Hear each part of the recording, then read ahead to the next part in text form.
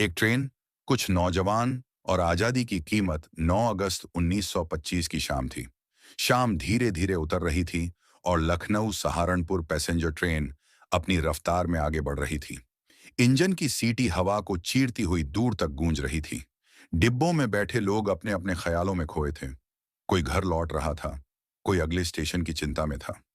लेकिन उसी भीड़ में कुछ चेहरे ऐसे भी थे जो बाहर से बिल्कुल आम दिखते थे, मगर अंदर तूफान समेटे बैठे थे।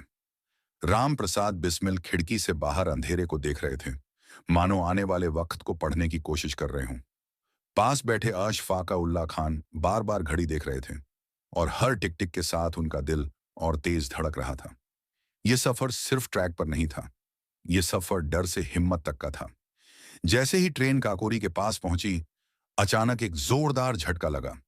इंजन झुका, पहिए चीखे और पूरी ट्रेन एक झटके में रुक गई। कुछ पल के लिए सब कुछ थम सा गया। फिर डिब्बों में हलचल मच गई। लोग एक दूसरे को देखने लगे, सवाल हवा में तैरने लगे। इसी अफरा तफरी के बीच बिस्मिल और उनके साथी तेजी से गार्ड के डिब्बे की ओर बढ़े। चेहरे पर कोई घबराहट नहीं थी, सिर्फ एक ठंडा सा भरोसा था कि जो किया जा रहा है वही सही है। दरवाजा खुलते ही बिस्मिल की आवाज गूंजी, मजबूत, साफ और बिना किसी हिचक के।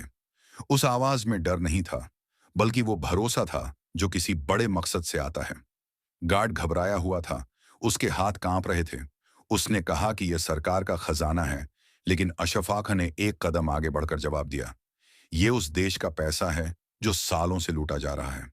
लोहे का बक्सा खुला और नोटों की गड्डियां सामने आईं, लेकिन उस पल किसी की आंखों में लालच नहीं था। वहां सिर्फ एक ही सोच थी, इस पैसे से आजादी की लड़ाई जिंदा रखनी है। बाहर डिब्बों में बैठे लोग सहमे हुए थे, मगर जब उन्हें यकीन हुआ कि उन्हें कोई नुकसान नहीं पहुंचाया जाएगा, तो डर की जगह एक अजीब सी खामोशी आ गई। एक बच्चे का रोना उस खामोशी को तोड़ता है और अशफाक का उसे चुप कराना उस पल को इंसानियत से भर देता है।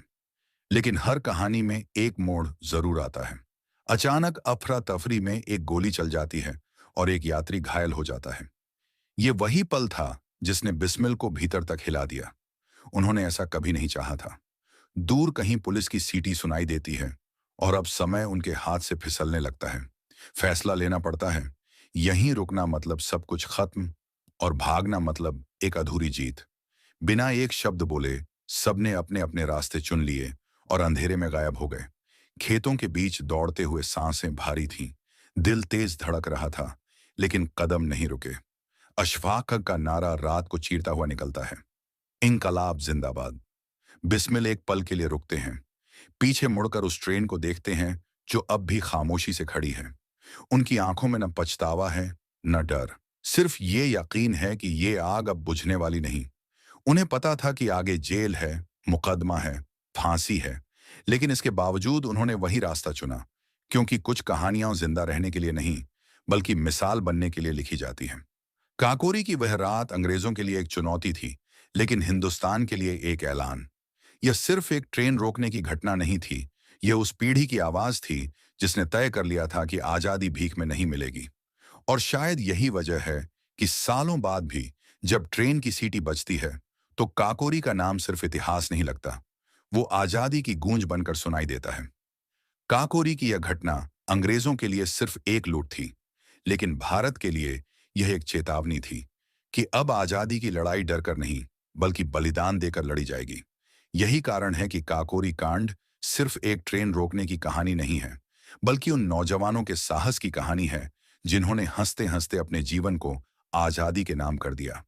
इस वीडियो का उद्देश्य भारतीय स्वतंत्रता संग्राम के क्रांतिकारियों के साहस, बलिदान और देशभक्ति को सम्मानपूर्वक दर्शाना है, न कि किसी व्यक्ति, समुदाय या संस्था की भावनाओं को ठेस पहुंचाना। शहीदों की कुर्बानी को सलाम। इस वीडियो को लाइक करें और शेयर करें ताकि उनकी कहानी जिंदा रहे।